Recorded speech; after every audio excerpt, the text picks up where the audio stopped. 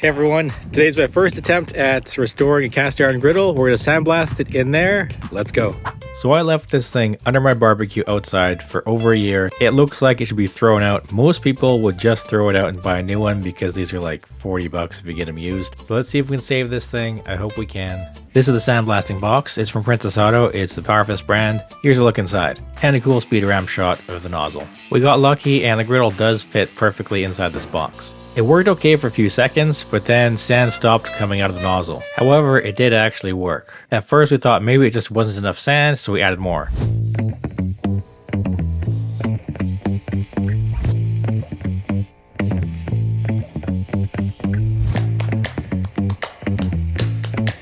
After about 5 or 10 minutes, it's working real good. So the sandblasting box has a gap in the sealer on the top. There's all sorts of dust and particles coming out, and I don't have a respirator, so Peter's gonna handle the bulk of the work here. There's a lot of large flakes of rust coming off that could be clogging the machine, so Peter's getting those out right here. Just gonna make sure that doesn't clog it again, and let's head back in.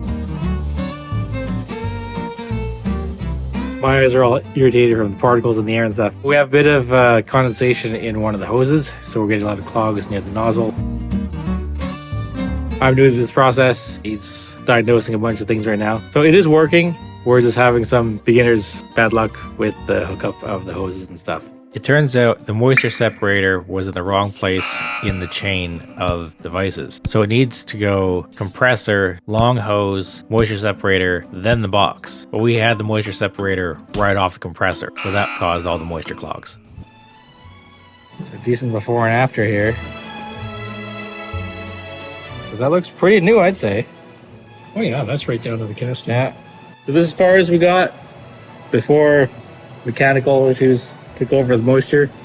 So the sandblasting, when it works, definitely a better way to go than all the chemical peels and soaking and electrocution and stuff. Hey, so I'm back at home now. Peter finished this for me, so we're gonna do this on the grill, season it up all nice and get it usable again. A lot of people like to do their cast iron in the oven, but it makes too much smoke, stinks up the whole house, so I like to do it on the barbecue. That is like bare metal. Nice and clean. Flip that over for you. Huge difference, night and day.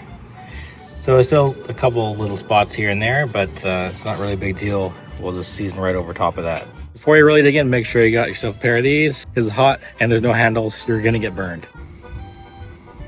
Before heating it up, I just gave it a quick wipe down with a wet paper towel just to get any last bits of loose sand from sandblasting and miscellaneous dirt out of there. So we're just gonna pop this in with this and let it warm up. While I'm waiting for that to heat up, have a little snack. Some Chinese buns from T&T. I love Chinese buns, they're the best. So I like using canola oil. Let's have some in this budgie cup here.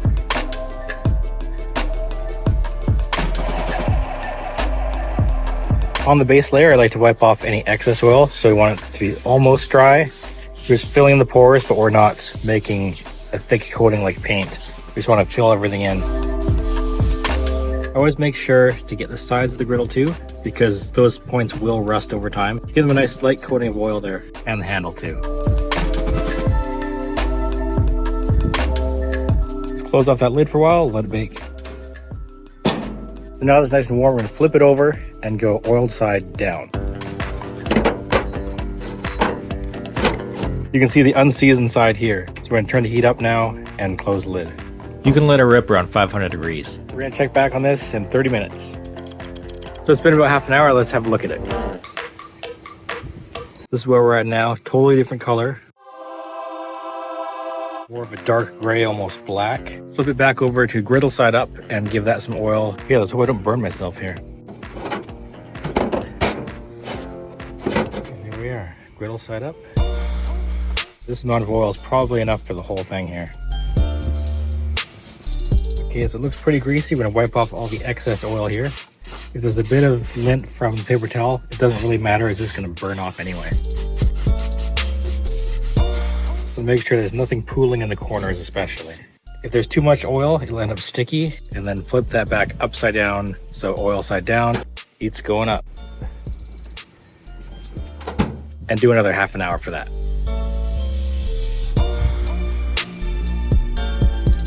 So we're gonna oil up the flat side one more time.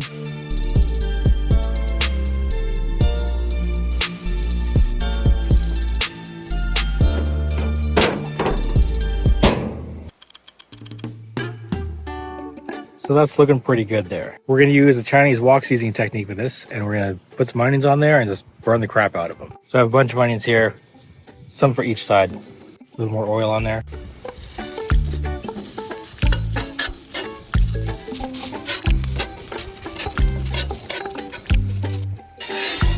These are looking pretty done. We'll just scoop those out, get rid of them, flip over, and do the same thing on the other side.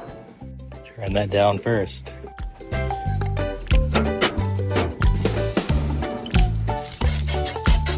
Nice and burnt up here. A little bit longer, we're gonna chuck those out, flip it over, and just like rip the heat some more.